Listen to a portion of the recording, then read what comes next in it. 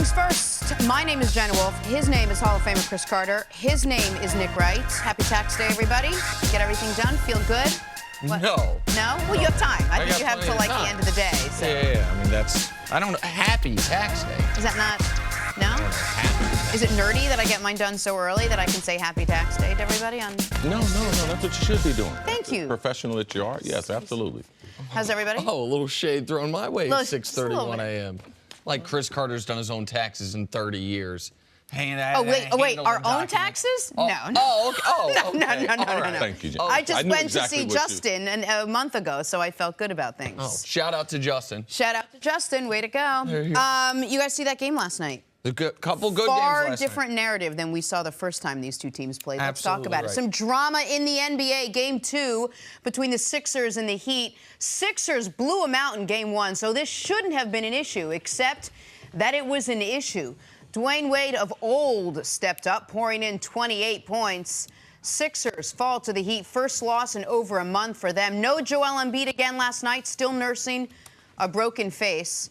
After the game, he Instagrammed, quote, "I'm expletive sick and tired of being babied." Remember, Joel Embiid hasn't played since March 28th and cleared the concussion protocol before Game 2, although he's still not medically cleared to play basketball. Brett Brown addressed the situation after the game. He just wants to play basketball. He wants to be with his team. He wants to play in front of the fans. You know, he wants to see this through. And when he's not able to do that, he gets frustrated. And I respect his frustration. It's born out of competitiveness, and it's born out of him wanting to be with his team. All right, we'll get to the game in a second. But, Cece, let me start with you first. Do you think the Sixers are being too cautious with Joel Embiid? No, I mean, he just passed the concussion protocol. Now, if we were talking about the previous injuries, his overall development, yeah, you might be able to say, yes, they've been very slow in letting him get to full strength before they let him get to back-to-back games. But, no, he's got a facial fracture, and he just passed the concussion protocol, I think, on Sunday. It's Tuesday. So, no, they're doing exactly what they should be doing. It's not, would we be asking this question if Philadelphia had handled their business last night? No, that wouldn't be the narrative to the game. Is Philadelphia, their handling of Joel Embiid, they're up 2-0, is it? No, that wouldn't even be part of the storyline. But because they lost, and Joel Embiid says, like any other competitive athlete, I wish I could be out there. And that competitiveness is not just based on what he's done this season, but it's his lack of being involved with his team the last 4 or 5 years. What did he do at Kansas? He was injured. He couldn't achieve it. He couldn't go to NCAA. He couldn't dominate the way he went. What did he do coming into the NBA? He had to sit out. Yes, they've been very cautious as far as and slow to let him get back onto the court. And then now they're having the best season they've had in a long, long time in Philadelphia, getting them back into the playoffs, winning 17 in a row. Who wouldn't want to be involved in that? So, no, Joel Embiid is doing what he's supposed to do. As an athlete, he's frustrated because it's prime time, and it's time for him to shine. He's not able to be there with his teammates, and the organization is doing what's in the best interest of Joel Embiid, and they have done it the right way. People question them. They've questioned them for years. I support Philadelphia in what they're doing with the time frame of Joel getting back onto the court. And listen, I understand why people initially were skeptical about how cautious they were with Embiid. He missed his first 2 seasons. 2 seasons missed. Year 3, he played 31 games. And then all of a sudden this year, they were like, he's not going to play back-to-backs. People thought he might not play more than 50 games. And now he's going to either come in first or second in Defensive Player of the Year. He's one of the best players in the league already. And by the way, that process, to use a bit of a buzzword, has been proven to be the right one for them. They were worried Joel Embiid could become Greg Oden. The history of guys that big with that type of injury is terrible across NBA history. That's why coming out of Kansas... Yeah, not only Oden, but also Sam Bowie was drafted the same year Michael Jordan was drafted in front of Michael Jordan. Before him, Bill Walton. Big guys with bad feet. It's not a great combination. Yao Ming, like the guys who have had Hall of Fame level careers cut short that we weren't able to see their full everything from them. So like the other aspect here that people have to, I think, recognize is when this happened, we were told 2 to 4 weeks. And I know sports fans and athletes as well always focus on the first number. If it's 4 to 6 weeks, we're like, so what's happening in 4 weeks? Right. If it's 2 to 3 months, what's happening in 2 months? 2 to 4 weeks, we're like, oh, 2 weeks. 2 weeks is the start of the playoffs. Tomorrow will be the 3-week mark. So tomorrow we are just halfway through the window. So the Sixers saying we are going to be cautious with our guy has been, up to this point, the right thing to do. Like, and people do need to recognize, when you mentioned coming out of Kansas, Cece, there's a reason he went 3rd in the draft instead of 1st. He was clearly the most talented guy. People were concerned about his health. I know this is a different type of injury. This isn't a foot injury. It's a facial fracture. But you don't want to rush a guy back, and he's never played with the mask. He's never, they're like, oh, he can do shooting. Can he get bumped? Hassan Whiteside, can he deal with a couple elbows? Can he deal with the things you're going to have to deal with in a playoff game? All right, so let's talk about how he factors into what happened last night. Sixers won big Game 1. We assumed this was going to be a rout. It almost looked easy. They didn't have Joel Embiid. Game 2, they still don't have Joel Embiid. Everything looked different. It seemed like it was because of Dwayne Wade. What did you see last night? What was the difference? Well, last night in watching the game, it made me go back to what were we thinking before the series started. And we thought that they might struggle a little bit, especially without Joel Embiid. But they come out, they blitz Miami in the 3rd quarter, because a lot of people forget at halftime the Sixers were losing. You know, so Miami did match up with them over a good part of that game, but people saw the end result. Now they start talking about looking ahead, because this is a young team. They start looking ahead, start potentially talking about a sweep, and then they ran into Dwayne Wade. So you can criticize Philadelphia for not being able to get it done, but Dwayne Wade had one of the historic performances that we've seen in the playoffs, the best that we've ever seen from a Heat player coming off the bench, and without that, they don't win that game. So that's what I saw, a young team who ran into a guy who's got championship pedigree, championship experience, and he gives them a lift like they've never had in all the Heat playoff games. And I'm telling you, as a season ticket holder for a long time for the Heat, to say Dwayne Wade played better than anyone that's ever come off the bench, that's the type of performance it took to Miami to get the series tied up 1-1. All right, so from the Sixers' perspective, I'm going to get to D. Wade in a moment, because everything CC said is correct there, and I think we can amplify it a bit even more. This series should be 1-1.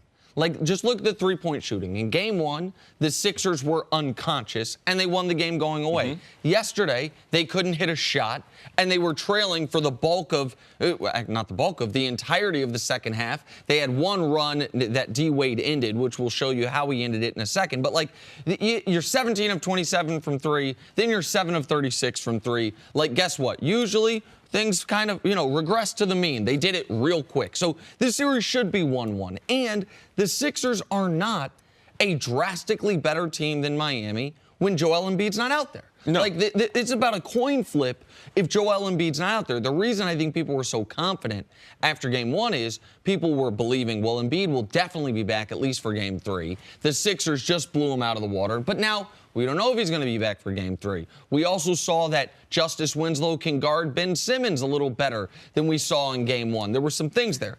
But the story's different this morning if the Sixers execute that comeback. They were down 16. They end up going on a run. They cut it to 2 points. And D. Wade had a brilliant first half. But then he had a quiet second half. In the first half, he was 8 of 9 for 21 points. The one missed shot was a 2-for-1 three-pointer that he took just because the math said you should. Wasn't a good shot. Or wasn't a high percentage shot, I should say. And so let's show the audience how Dwayne Wade saved this game.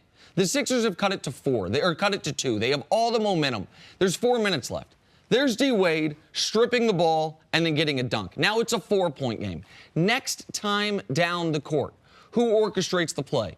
D. Wade from 32 feet away with a brilliant pass after stepping away from the pick. Next time down the court, now you're up 6.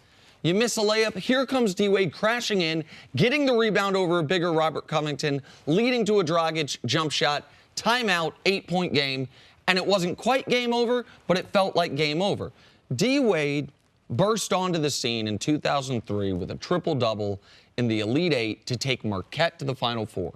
2003. It is now 2018, and he was the best player on the court in an NBA playoff game. Like, that is why he's one of the 4 best players in the history of his position, why he's one of the 20 best players in the history of the franchise, and why I'm glad that he gets this final chapter in Miami, that he did go back to Miami, that Cleveland did trade him, and he gets to do this for them. That was an awesome story last night. All right, this series is tied up. Game 3 is Thursday in Miami. Let's see what happens. Coming up, we'll talk some football. Is the Belichick-Brady controversy a bigger deal than we once thought? We'll talk about that next on First Things First. A little football now, new topic because it's on a new script. Is it possible that the untouchable dynasty that is the Patriots, you know, the one built on team first, paycheck second, you know, the one built on endless practices in the snow and rain, the one built on the gritty, hardcore discipline of Bill Belichick, isn't all peaches and cream? Apparently, there are fractures in the infrastructure in New England. According to reports, Tom Brady is now at the, quote, center of conflict with Bill Belichick. And that is spreading throughout the team. Cece, how important is it for Brady and Belichick to be on the same page for it to mean success in the New England franchise? It's not important at all. I know people might be amazed, but it's not important at all. Tom Brady has made it clear that he's the quarterback of New England Patriots, and that's it. And Belichick is running everything else. You listen to the interviews that Brady through the years, he stays away from personnel decisions. He stays away from his friends that he's lost through the years that have been on the team. You know, he says, I'm going to miss these guys, but he never crosses over in the questioning what Bill is doing. And Bill has the ultimate authority. Tom knows in his relationship with the Kraft and their family that Bill is their guy. All right, now y'all can talk about fractions and everything. Anytime you have a Bill Belichick run organization, man, people aren't going to be happy. But that's what you are trading in for winning. This is what he does. The most difficult place to play in college football is in Tuscaloosa, Alabama, with Nick Saban. Like, if you don't want the easy way, you want to learn football at this highest level, go to Tuscaloosa and play for Nick Saban. Now, if you want to learn football at this highest level in the NFL, you need to go to Foxborough and you need to enroll in Bill Belichick. And what you're going to do is you're going to set aside your own personal agenda, and you know that you're going to be taught at a level, and you know you're going to have a chance to win championships. So for me, I don't think there's some type of fraction there. I think that Bill is going to run it his way. That's the way it's going to be done. I think that Tom knows, and that's the only coach that he's dealt with. And Tom's his relationship with the Kraft family, he knows what the deal is. So I just believe this is the normal business of New England.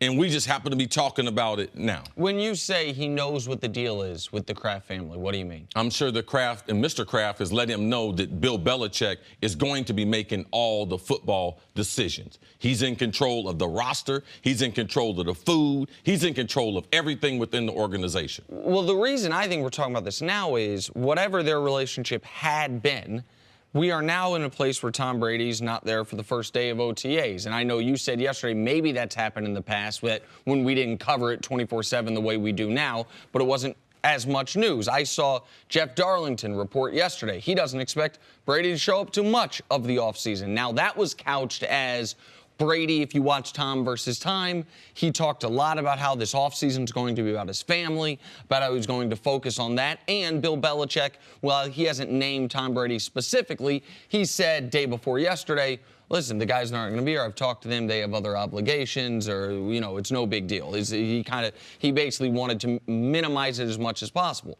But what I think the Nick Saban comparison's a perfect one. But the difference, of course, is you get to graduate from Alabama. You go there to learn something and hopefully maybe become a pro, and then you go on from there.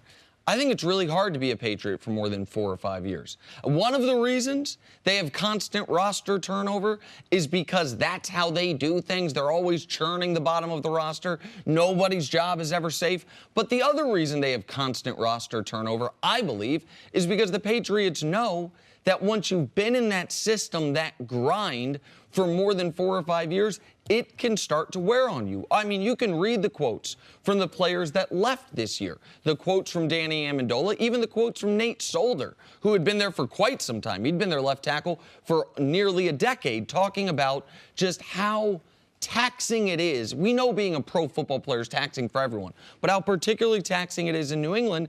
And then you have Tom Brady, who's been there for 18 years, who's been the center of attention there for the bulk of those 18 years. I don't blame Brady at all if this has grown tiresome for him, even if it is a relationship that has worked out brilliantly for all parties. You'll be shocked to know this is my take. I don't want to hear football players complain because it's too hard, even though you're playing to the very end. You're playing the last game of the season. I don't want to hear you complain that it's too cold outside and we have to practice in the snow, or that you call me out in the middle of a meeting and you say my name. I feel like it's such an honor to be able to play football and then to play at an organization where at any given year for the last 10, 15 years, you're going to be there at the end in some capacity. Mm-hmm. It just makes me feel like you've been given this unbelievable opportunity. You all go in with the same chances every year, and you guys are the ones that are left there standing. You want to complain about money, but don't complain it's too hard, or Bill Belichick is too hard on me, or I can't deal with all the pressures of being here. Because you're one of the few people that get to wear one of those rings that everyone else seems to covet in this league, that, like Cris, like you worked your whole career, you never got one of those rings. So I have a hard time processing both. Do you, as a fan, can you understand my perspective? Yeah, of course. I mean, I would love a ring. I wouldn't trade my career for being able to win a ring, but winning a ring is very, very special. That's what they do. Also, besides Nate Solder, the guys who had complaints about leaving New England, I want you to look back and see where they were when New England found them. Nate Solder was a high draft pick, but the rest of the players, Belichick makes these players into something. Look up Deion Lewis's resume, all right? Look up his great stats that he's had absent of New England. Huh? Every team in the NFL could have had him. Amendola as well. Okay. So all these guys made a constant choice to go somewhere, and the coach actually made them better, and the coach put them in a position that they wouldn't have gotten the paychecks that they got if it wasn't for Belichick. So be careful in your complaining, all right? Be careful, because it is football, and there's a certain amount of sacrifice that's everywhere. So it's not always the grass is greener. There is a different level of commitment. In New England, there's a different level of stress that goes with the job, but all 32 teams, there's a great deal of stress. And and this won't surprise you, Jenna, I feel totally opposed to where you're at on this. I don't think football players should be considered in a different bucket than any of us in day-to-day jobs. Like, there are plenty of people that choose not to go to the most successful law firm or the most successful accounting agency or the most successful whatever, because these jobs, they enjoy more, they like their bosses more, they like the environment more. But there's more of those jobs, too, all right? There's more of those jobs going around, all right? There's less football players. It's very, very rare. And Bill Belichick will always be a destination for football players who want to get better. All right, we got to take a break. Coming up, let's get into some basketball. Was LeBron James too passive in Game 1? Does he need to be more aggressive? His coach seems to think so. Next on First Things First. Finally, the Golden State Warriors, remember when they were bad for a month to end the regular season? It seems like ages ago, as they made quick work of the Spurs in Game 2, winning 116 to 101. The Warriors have now won 9 straight playoff games at home, and both Kevin Durant and Clay seem to be in top form. They both had over 30 points. Nick, and the Spurs put up any resistance against Golden State? No. I'd love to tell you yes, but the answer is no. They played as well as they could for the first half of that game. I thought the Spurs did well defensively, particularly in the first quarter. They made some shots. Patty Mills had a huge 4-point play to try to get himself going. And I'm like, man, the Spurs played great in that first quarter. They're up 6 points. Like, if you play as well as you can and you're up 6 points, you know trouble's coming. The third quarter has been the Warriors' quarter all year long. And my biggest takeaway from this game is more about the long-term projection for Golden State, because it does seem like Andre Iguodala has figured out this whole pacing thing. Because Iggy can he looked washed the beginning of last year and then was valuable in the playoffs. He had his worst shooting year ever this year. Hit 3 huge three-pointers yesterday and was active, almost had a massive dunk, just missed off the back of the rim. If that is what Iggy is, forget even the shooting, just the athleticism, what Iggy is going to look like these playoffs moving forward, that adds an important, dangerous wrinkle to the most talented team in the NBA. Yeah, it was nice to see that last night, but also that was just the first quarter. He does play better defense when his shots going in. First quarter, he hit 3 big shots for them. So that's something that we haven't seen. That's something that we must watch going forward. But the question there is, can he do that for 2 months?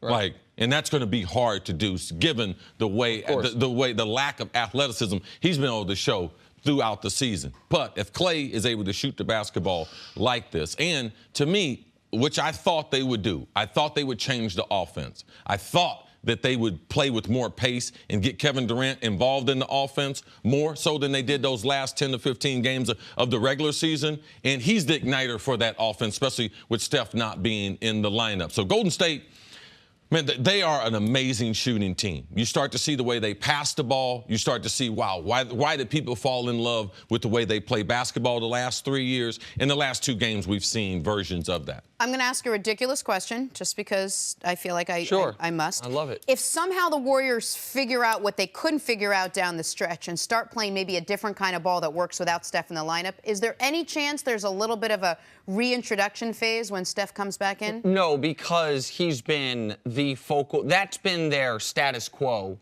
for the last 3+ years. So, no, I think they can fall right back into that. The only thing that you might see when Steph comes back in is a regression defensively. They will not be as good. They will not be as long. They will not be as athletic defensively when Steph comes back. But their offense goes from a really good offense to a transcendent how do you stop it offense, so it more than makes up. At Golden State, it becomes easier for the other 4 guys on the court when Steph steps on the court. And he is the predominant ball handler. So, man, he gets them shots. He gets them more space than they would have if he wasn't there. And one other note as far as the other 4 guys on the court, nobody misses Steph more than Draymond. Draymond, we have learned, offensively, he's a great defensive player, an all-time defensive player. But offensively, when Steph's not out there, he is a total negative who has not, he's so used to playing with Steph the last few years that his offensive game has not adjusted to playing without Steph Curry. We saw that again yesterday. It didn't matter, but he wants Steph back as much as anybody. All right, let's move on to the Cavs. They trail the Pacers in their opening round series 1-0 as they prepare for Game 2 on Wednesday night. No pressure on them, only expected to make the finals for the 4th straight season. LeBron had a triple-double in Game 1 with 24 points, but Coach Ty Lue said he needs more from his star. He has to be aggressive, set the tone early. You know, we talked about that today also, just being aggressive early, setting the tone, especially for these new guys, you know, bringing these guys along. So he understood that. But once again, he's always a guy trying to get his teammates off early, get them guys going, and then try to fill the game out. But be ready to set the tone Game 2. Nick, would you say that was LeBron James' biggest problem in Game 1, that he wasn't aggressive enough? Early. I think the key word that he was using there is early, and I think it was the first quarter, and that's where they lost that basketball game. Because you look at the overall totality of the game, you would say, I mean, he was driving to the basket repeatedly. He had 14 drives to the basket. That's 2 more than his season average. He was getting to the free throw line a lot. He couldn't hit a jump shot to save his life. Didn't hit a single shot outside of the restricted area. But it was early. They lost the game by being down 33-14 in the first quarter. He didn't take a shot in the first quarter. He didn't take a shot till they were down double digits. He didn't make a shot in the first quarter. He was 0 for 3 from the field in the first quarter. So I agree with Ty Lue there, like setting the tone early. I understand LeBron's strategy. I think it was, we got a lot of new guys. We got a lot of guys without playoff experience. And for us to do the standard that Cris has been holding him to, because he says it's the standard LeBron holds himself to. Can we win a title? He knows the only shot they have, however small it is if his teammates are flowing by the time they get to the NBA Finals. So tried to get that going early, but it was the wrong strategy for Game 1. Like, they needed him to assert himself in Game 1 from the first 5 minutes of the game. He didn't, and the game got away from them. So what Ty Lue was saying there, I totally echo as far as early. I don't mind late in games, him trying to find open three-point shooters, particularly in a comeback. It's why they needed such a drastic comeback. I don't mind LeBron starting that way because they've done it and been so successful, so I'm not going to question that. That's easy to do. Look at the game and be like, oh, LeBron should start more aggressive. Well, Kevin Love, Rodney Hood, whoever else on the court, Like, they have to have the same mentality. Like LeBron, this will be a totally different first quarter.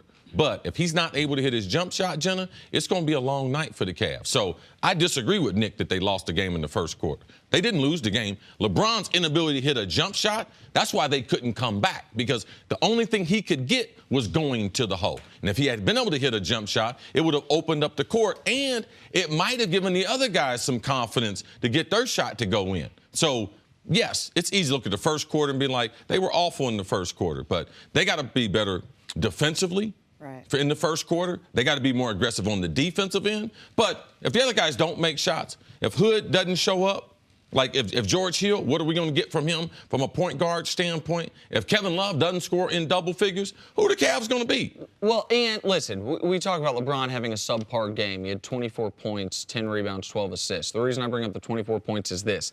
The other starters combined had 25 points. That's the fewest of any LeBron James fellow starters in a home playoff game ever. So they weren't going, I mean, nobody could hit a shot. All year long, the reason the Cavs had lost games they shouldn't have was their defense. Wasn't the reason they lost this game. It was the reason they were down huge in the first quarter. But if you would have said, hey, Patriots are going to score 98 going into the game, Cleveland would have said, okay, we'll take our chances with that. I'm not worried that LeBron's going to be, you can't hit a jump shot in this series. I will say this. If there is one silver lining for Cleveland, I think the silver lining is potentially, assuming this thing doesn't go 6-7 games, I don't think it will. I think had they come back from that deficit, it would have further set a precedent for the team that's a dangerous one, which is don't worry about it. We got this, and once you get to the next round, what they did against Toronto a month ago was special, coming back from that major halftime deficit. Once you get to the upper echelon of teams in the postseason, Toronto, Philly, whomever they face in the finals, you can lose a game in the first quarter. You can be down 15. If you're down 15 points to Houston, the game's over. I know they were down 30 to Philly and almost came back. That was an outlier, and Joel Embiid wasn't out there. The other thing, it doesn't make sense for LeBron to play the first 12 minutes. All right, now you talk about they lost the game. LeBron was exhausted after the first quarter. All right? Yeah. It did not make any sense for him to play them first 12 minutes. So in the playoffs, the reason why you don't see great comebacks and everything is because it takes too much energy. It takes too much energy on the defensive end also to try to mount those comebacks. And that's why Cleveland came up short twice in trying to mount comebacks. The other thing Ty Lue talked about were lineup changes, and he's going to make another lineup change at some point. Hasn't said what it is yet. Do you think they need to? What went wrong with the first lineup change? And like I said, maybe they're better off without actually having a lineup, a starting five. I never liked the idea of Jeff Green as in the starting lineup when you're already also starting Kevin Love.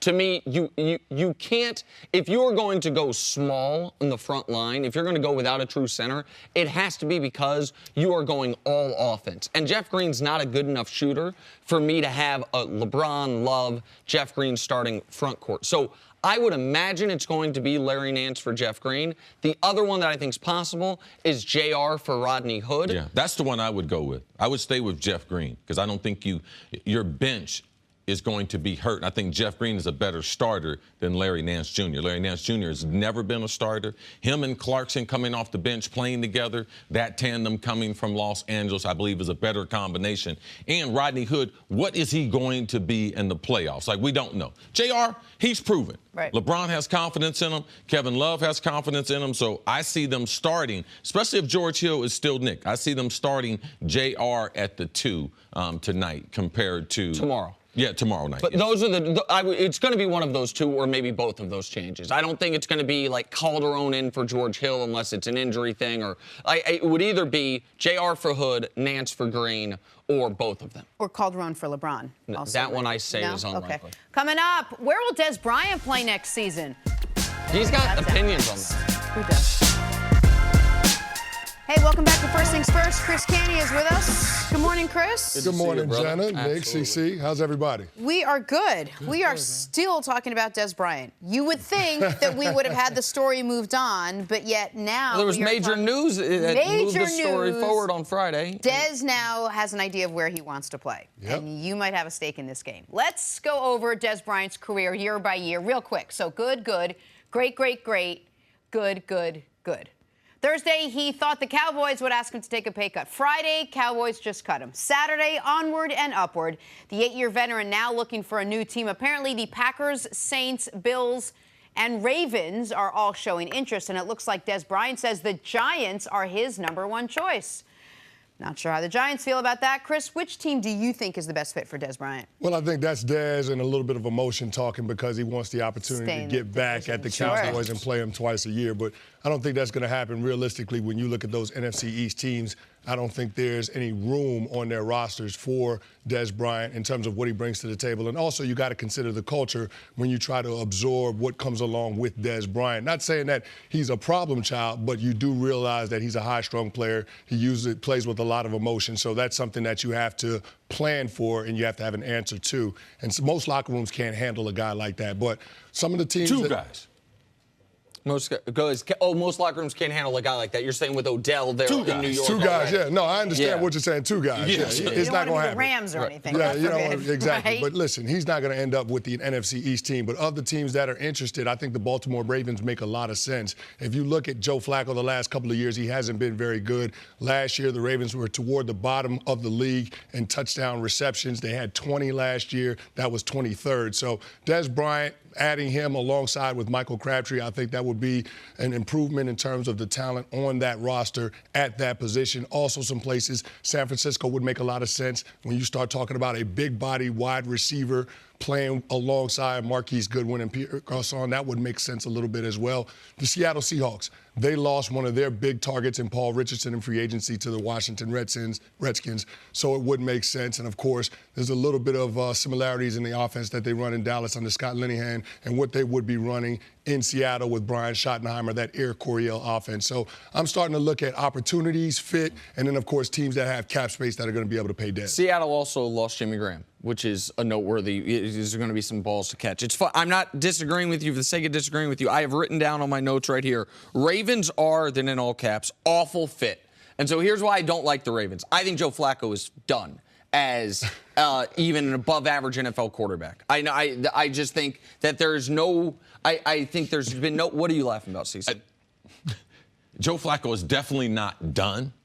Like, as a quarterback? I didn't say as a quarterback. I said... Listen, the contract say he ain't done. They can't get rid of him right now. Right. And so, but as an above-average NFL quarterback, I don't think Joe Flacco will have another year where we look at him and say he was one of the 15 best quarterbacks in the NFL. I don't, and where if he does have that year, it's going to be based on the strength of his long ball, the Mike Wallace pass, the pass interference pass, and I don't know that that is a great, perfect fit for Dez. One of the teams that was listed that is interested, though, is the team that I said Monday morning would be the team that I think would be the best-case scenario for the player, and that's Green Bay. Not just because they have the best quarterback in the world, not just because they got $14 million in cap space, but also because we've talked a lot about how when you're building out your wide receiving core, Cece, you mentioned you want to be like a basketball team. You want a point guard, a shooting guard, a power forward.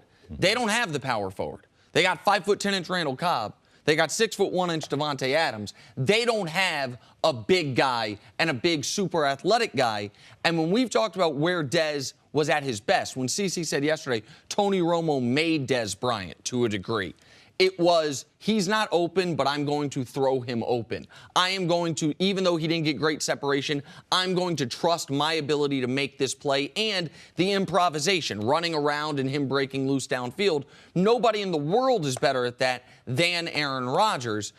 And they obviously lost Jordy Nelson. So for all those reasons, I think Green Bay would be the ideal fit for the player and for the team. What factors into the fit for Dez Bryant? What do you think needs to is it the quarterback? Is it the offensive system? What do you think is the best thing that he needs to factor That's a great question, Jenna, because as a wide receiver, more so than any other position, that we're system players. And not only do we need a play caller, not only do we need other assets, being a tight end, other receivers. If I'm a possession receiver, I need someone with speed. I also need a slot receiver. And the quarterback's ability, how much of the offense are they going to allow the quarterback to do to operate? So, Jenna, that's the heart of the matter. People are talking about cap space. People are talking about fit. To me, I must analyze who Dez Bryant is, all right? Dez Bryant is not a fast receiver. So some of the places that I would debunk him going to would be I don't see him going to Baltimore. And the reason why is because Michael Crabtree is not a speed receiver. Joe Flacco is a deep ball thrower. That's where he has his most success. So if Crabtree and Dez Bryant were on the same team, they would have the slowest starting 2 wide receivers in the NFL. Now, there's some other things I disagree with. New York Giants, Brandon Marshall, good friend of mine. I believe Dez Bryant is a better football player than him right now. So if they were looking to get a big body to go opposite of Odell, forget the personalities. Dez Bryant would be a person that I would talk to. Now, would I be able to afford him? Do I want to bring his attitude into the locker room with Odell Beckham? And it might be good for 14 games, but it wouldn't be good those 2 Dallas games. Because in those Dallas games, he would want the ball every time. So I believe it's something you should look at, but I don't believe it's something that is a great fit. The best fit for him, to me, is where no one is mentioned but you, is San Francisco. They have the speed receiver. They also have the cap space. They also have a up-and-coming bright quarterback. But more importantly, they have the offensive mind in Kyle Shanahan that can call plays to be able to dictate what he wanted Dez to do. Now, that is a wide receiver-friendly offense. I believe Dez is a better receiver than Pierre Garçon at this point in his career. So, for me, the things that I look at, Seattle, no. San Francisco, I believe, is the best fit for Dez. Now, he also, money-wise, how much money does Dez want? Because I believe that will have something to do with where he ends up. Yeah, you're talking about you got to have the money to pay Dez Bryant. It comes down to teams with cap space, and the teams that we mentioned, even though we might not necessarily agree on fit, right, are all teams that have cap space. So it's going to have to be a situation where the dollars and cents make sense to Dez Bryant's camp. What type of contract do you? I think he's going to sign a 1-year deal. I don't know. What do you? I would imagine 1 year, $9 million is about where it's going to fall. Well, I mean, if Michael Crabtree is making $7 million a year, you would think that Dez Bryant would make slightly more than that. So maybe it's a $9, $10 million deal, somewhere in that range over a couple of seasons, 2 to 3 years. All right, Cris, stick around. Coming up, how big of a deal is the reported rift between Bill Belichick and Tom Brady? Next on First Things First. This is Nick Wright, and I wanted to tell you that this episode of the First Things First podcast is brought to you by Buffalo Wild Wings. There's a new boss in town at Buffalo Wild Wings, and he deals in bacon. It's the Bacon Boss Burger, featuring bacon 3 different ways and a blanket. I said a blanket of white cheese sauce. And he's joined by other new favorites like the smothered cheesesteak quesadilla, sweet chili shrimp, and Alaskan cod classic. All pair perfectly with a Sam 76, a fruity ale with the crisp finish of a lager. Hurry in today. Try them all before they're gone at Buffalo Wild Wings. Wings, beer, sports, available for only a limited time while supplies last. And please, of course, drink responsibly. Now, back to the show. Back here, First Things First with Chris Canty. Is there a price to pay for winning? Some of the New England Patriots think so. We've all heard the stories of the tight ship Bill Belichick runs over there, the crazy practices, the calling out of the players, the high expectations, the low paychecks. But they win, and everyone's happy. Or are they? According to reports, Tom Brady is now at the, quote, center of conflict with Bill Belichick. And that has players jumping ship and others like Rob Gronkowski contemplating retirement. Also Gronkowski. Chris, how important is it for Brady and Belichick to be on the same page? Well, here's the thing. Let's start with this. Most head coaches that are highly successful in the NFL, they're at sometimes can be a jerk. That's just what it is. Out of the 4 head coaches that I've played for, 3 of them fit that bill. The 3 coaches that I had that were like that won Super Bowls. I'm trying the other guy that we had that was a head coach, he didn't turn out so well as a head coach. So ultimately what happens is you have to have a head coach in place that makes guys have that sense of urgency in the building to take advantage of every single opportunity to get better, because that's the culture that breeds success in our league. You don't want complacency to set in. And that's what Belichick has been great at being able to do. Mm-hmm. And for the most part of his tenure as the head coach, he's had Tom Brady as an ally in making that happen. But now it's gotten to the point where Tom Brady and the rest of those guys on that Patriots team want Bill Belichick to trust them. And at some point, the head coach has to empower his players and allow them to take ownership of the team. It just doesn't feel like Bill Belichick has done a good job of towing that line, and now he's got a situation where the players seem like they're revolting against him. Well, and I hate to keep bringing up the same instance, but I do think a lot of this has stemmed from the Malcolm Butler situation. And I say that because, not because the players adored Malcolm Butler so much, even though he does seem like he was a very well-liked teammate, but because they ask you to make so many sacrifices. Less money, practice in the rain, practice in the snow, as some of the players we've left said was a pain. The constant browbeating, all of that, right? And guess what, though? We will always put you in position to win.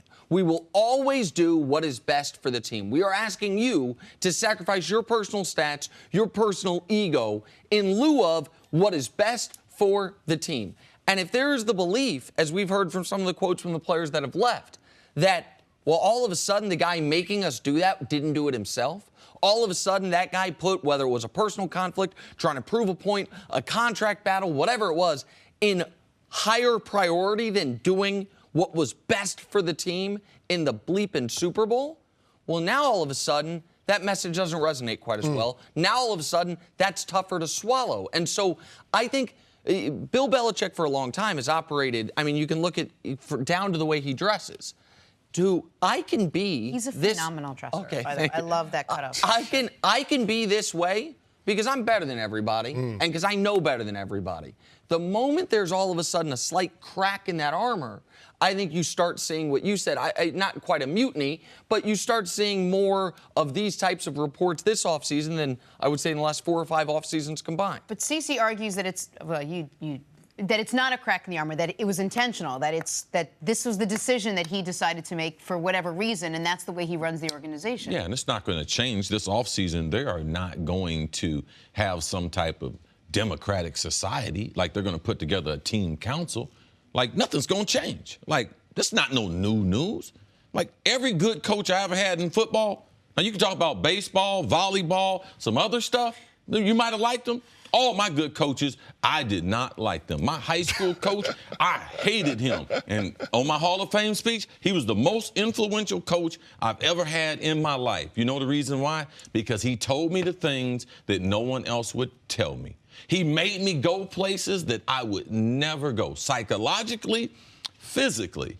He made me do things that I didn't think I was capable of doing. And that's what you want from a football coach. When you coach in tennis, golf, badminton, you can have some other type of coach. It can be warm and fuzzy. But Bill Belichick, if I go back and play football, that dude right there, he can coach me. You know the reason why? Because he's going to teach me the game. He's going to give me an advantage when I go onto the field. And also, he's going to police the rest of the team. All I got to do is do my job, show up to work and do my job, and I'm going to get a chance to win me a championship. And for me, that's very important. I can't question how important it is for you, how important it is for you, Nick, but it's important for me.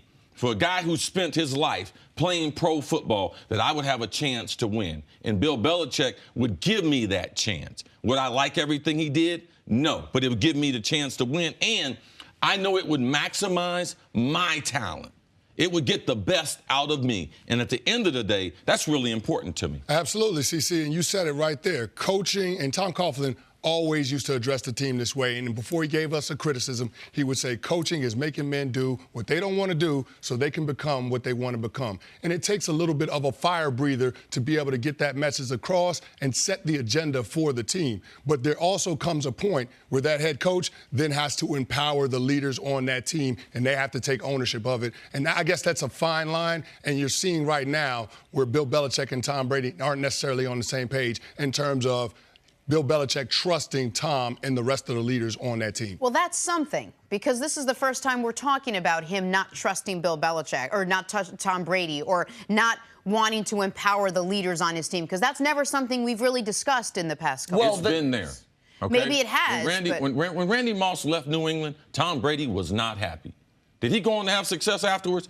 Absolutely. There have been other moves that the players were not happy about. Lawyer Malloy, when they cut him. Richard Seymour, when they traded him. Last year, Chandler Jones gave up on him, sent him off to Arizona. Jamie so Collins, this is not new. This is the first time we're talking about it. But what about the friction between Brady and Belichick? Do you think that's new? No, here's the thing. I think it's becoming a thing because it's been so long with those two at the helm. It's 18 years. Right. And so at some point, you have to trust me that I know exactly what you want, and I'm going to do everything that it takes to put our team in the best position to be successful. And I think that's where the rift comes into play. Not to mention everything that happened with the Jimmy Garoppolo saga and him forcing that trade by making Bill Belichick go to Robert Kraft and say, okay, we got to deal this guy. Well, and I've heard you talk about, Chris, that there became a point in your career where the coaches couldn't really teach you that much anymore. No. Right? I'm correct in saying Yes, that, absolutely. right? There came a point in your career where it was more of a collaborative effort. And I know how highly you regard and how highly you speak of the late Denny Green, because he seemed to embrace that collaborative effort. Yes. And that's where I think some of the Brady-Belichick conflict is I don't think Belichick's down for that. Like, I don't know how much more Tom Brady has to learn from Bill Belichick. Like, he is as smart of a football player, as accomplished a football player as we've ever seen. Go ahead. Every great leader, you're going to have friction with the person who is the general. It is never going to always be nice. Denny Green, had great things to say. Yeah, but there's a lot of things, too, I don't tell you. No reason why? Because they're not good for you to know, all right? There will always be friction. At the top of that, Bill Walsh and Joe Montana. Let's not forget where Joe ended his career. Not only did Joe end his career somewhere else, Jerry Rice. So the greatest that have ever played this game, they have had friction with someone like Belichick who was over their career. And yes, they had Super Bowl wins together, had done tremendous things together. But yes, when you're to that point, you're going to have some friction at the top. And this is not unusual for me to see what Belichick and what Brady potentially are going through. I don't make it out to be as big as you guys make it out to be. It's the price of doing business with a Belichick, with a Saban, with a Bill Parcells. That's what you're going to get. The only reason I think that it's becoming a bigger deal, CC, and where I might disagree with you, is because the fact that Josh McDaniels didn't take that Indianapolis coach job makes me feel like at some point Bill Belichick's tenure as head coach of the Patriots is coming, and I think it's sooner rather than later. But the fact that Jimmy G is not in line to be the successor to Tom Brady makes it feel like ownership has sided with the quarterback in saying that they're going to be transitioning from Bill Belichick, but Tom Brady might be around a couple of seasons longer. This is what Robert Kraft said. He said, we expect Tom Brady to be our quarterback the next couple of years. But he also said on the record that people don't seem to pick up that Bill Belichick can coach here as long as he wants to. Now, to me, that seems like to extend beyond when Brady is going to retire. All right, Chris, thanks Great so job, much. man. By the way, stuff congrats today. to Chris Canty's radio station. Very monumentous. They beat the opposing station in New York City for the first time ever. It's a huge deal. I'm a radio nerd. Yeah, that's the first time someone congratulated his replacement. Wow. Wow. Wow. The other side, first things first. Hey, man. I'm Jenna Wolfe, and thank you for listening to the First Things First podcast. Make sure to subscribe and tell your friends, family, and coworkers about the podcast, which, by the way, is available on iTunes and all your favorite podcast apps. You can catch a fresh new episode every Monday through Friday on FS1, starting at 6:30 a.m. Eastern, 3:30 a.m. Pacific. So long, everyone.